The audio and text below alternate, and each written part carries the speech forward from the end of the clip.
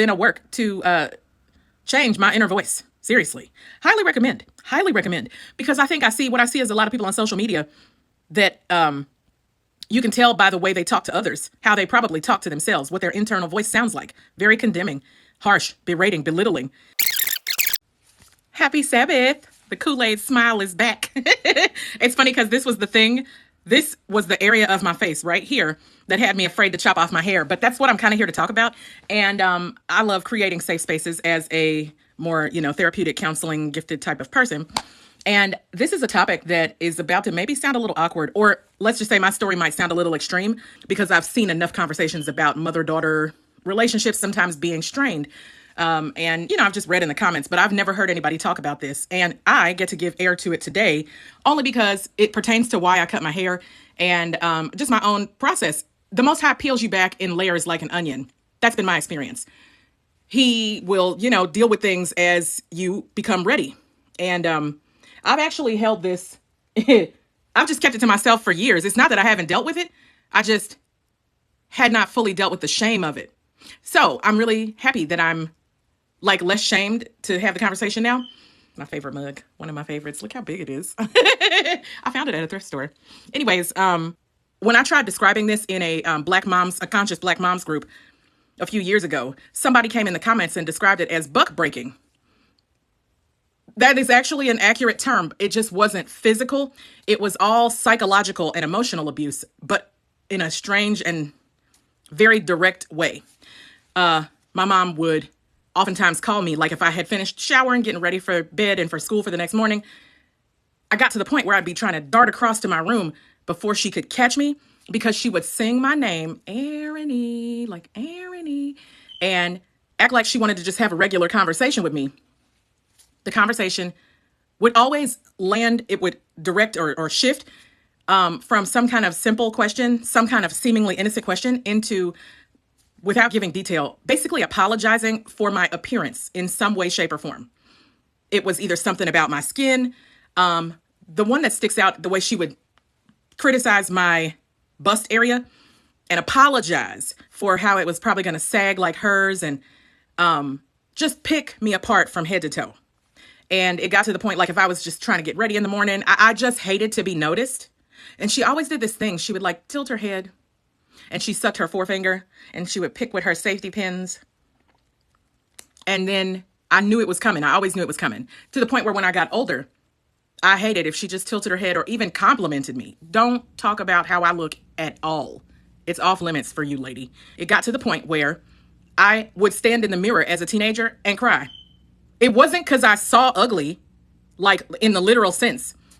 It was her voice in my head had me convinced that I was an ugly duckling.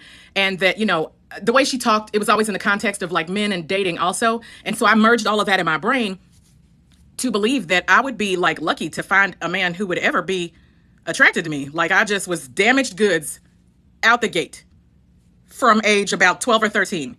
Damaged goods. And you just hang it up. There's no hope for you. No man is going to want you. Then there was this other thing that I wonder if anybody else experienced. My mom actually really resented my relationship with the Most High. I have been passionately pursuing the Most High since I was at least about 5 years old. Whenever I started going to Burris Temple, Kojic. Y'all, I know some of y'all grew up over that way. Pentecostal Apostolic Church. I grew up, that church was a huge blessing to me, which is why I really don't understand a lot of people's perspective of wholesale condemning all of Christianity as if we didn't learn certain principles of the truth and get introduced to the Most High through our walk. Mine was a progressive journey. It wasn't some big leap out of pagan practices and demonic cult-like something or other into the truth. It wasn't like that. It's not actually like that. It seems dishonest to tell the story that way and harangue them when we're all working from the same book. But back to my story, I was blessed. It was like a safe haven for me to be in that church. And the mothers, I was blessed. I know I'm not discounting other people have had some horrific experiences in churches. I did not, though. I was blessed that the horrific experience that was happening in my home did not carry over into the church. The church was a safe haven for me. Friday night YPU service, the Holiness Young People's Union, HYPU. I was the type of kid who wanted to be in there all the time because it was safe.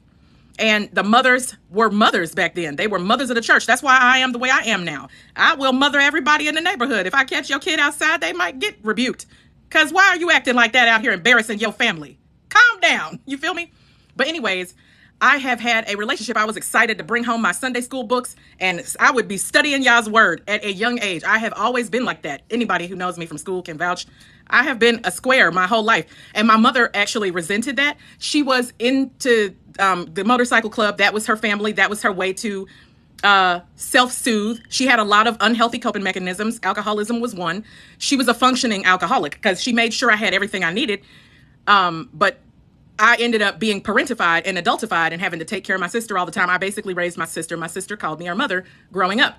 And she really resented me for being the exact opposite. She wanted me to dress a little more racy and try some of the things that cool kids tried because she was a cool kid in high school and I wasn't. She literally just resented me for this. And she resented me for trying to like invite her to church and invite her to come out of that stuff. I used to plead with my mama from an elementary age for her to get saved and come to church with me and do this and that. I've always been like that. I've been on this road on a covenant, developing more and more in Yah's word since I was like 5 years old. I said all that to say, one of the major reasons it feels so amazing to be at this stage in my life where I felt comfortable enough to cut my hair and just be like, hello, this is my face. I've been through stages of just slowly healing because essentially the way that she psychologically abused me and berated everything about my body, as you can imagine, that would create body dysmorphia. I used to describe it early on when I first started dealing with it in therapy. I described it as feeling like I saw myself through the lens of like I was looking through a funhouse mirror. You know how those mirrors distort everything? Everything was distorted, and it was all distorted by this voice that I had inherited from my mother. It wasn't what I actually thought. Nobody else called me ugly. Nobody. I really cannot recall anybody when I got picked on in high school, it wasn't, or grade school. It had nothing to do with my looks. In fact, some of the girls actually picked on me because they thought I had good hair or that I was cute. I just didn't think it. In fact, that same voice is the reason I was convinced for about 2 decades that nobody liked me. Nobody likes me. Everybody hates me. I guess I'll go and eat some worms. Big, fat, juicy ones, slip, slop, slimy ones, fuzzy, wuzzy, little ones, worms. First you eat the head off, then you suck the guts out, then you throw the skins away. Did anybody else learn that song? Okay, anyway. Suffice it to say, I thought very little of myself. And, I was, this is actually, ironically, it's like I had what I like to call ugly privilege because it just kind of made me really focus on developing my sense of self-worth in other ways besides my beauty, which is great. That developed my character. I knew that, I had the Most High. I had my relationship with the Most High. I also had my intellect. I knew I was a smart kid. I had that going for me. I just focused on characteristics that are, that nobody could take away, that are intangible, my inner characteristics, like you should, the actual characteristics that, for example, what is it? 1 Timothy 2:9. The scripture that talks about women dressing in modest apparel. And remember, I did a video about how neither of the words that they're translating as modest and apparel actually mean those things. They don't mean that. The word that they were using for apparel is not a clothing or apparel word in Greek at all. It's talking about conduct, behavior, your internal attributes and how you conduct yourself. So that's what I focused on. It's really ironic because my whole life story, all the time as I'm telling my story, I think of how all things work together for good to them who love Yah and are called according to his purpose. And I told you, I've loved him from a very young age. And so it's like the abuse that she intended to tear me down and make me feel unattractive.